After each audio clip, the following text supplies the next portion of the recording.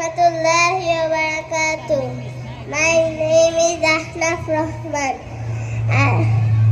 I'm reading class KG. I will say a story, inshallah. একটি রাখাল ছিল। সেই রাখালটি তার গরুকে জঙ্গলে রেখে আসার জন্য জঙ্গলে নিয়ে গেল। এরপর চলে গেল। রাত হয়ে গেল, রাখালটি আর ফিরে আসলো না। এজন্যই গরুটি থাকার জন্য একটি গুহা খুঁজতে শুরু করলো। সে একটি বাঘের গুহা পেল। সেই গুহাতে সে আশ্রয় নিল। রাত গভীর হতে বাঘটা সেই তার গুহায় ফিরে আসলো।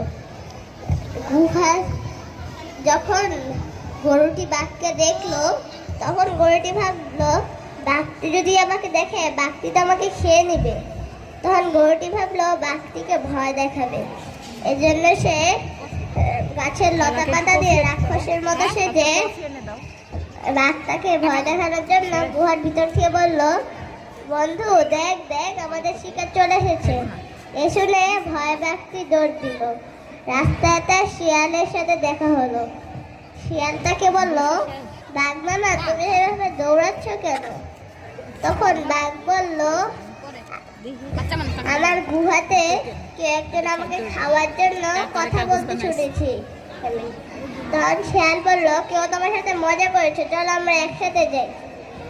তখন বাঘটি বলল, যদি ওরা তোমাকে খাওয়ার কথা বলে, তুমি তো আমাকে রেখেই চলে যাবে। তখন শিয়ালটি বলল, যদি তাহলে আমরা একসাথে লেজ বেঁধে যাই। তখন বাঘটি বলল, ঠিক আছে। তারপর তারা একসাথে গেল।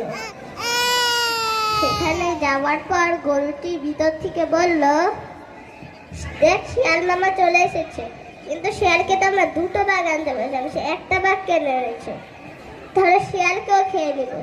এ শুনে ভয় বাঘটি দৌড় দেয়। সে এতটাই ভয় পেয়েছিল, সে ভুলে গেছে তার পিছনে যেটা শিয়াল বাঁধা আছে। আর শিয়ালটা বাড়ি খেতে খেতে 12 মিনিটের মতো জঙ্গল ছাড়া হয়। আসসালামু আলাইকুম রহমতুল্লাহি ওয়া বারাকাতুহু।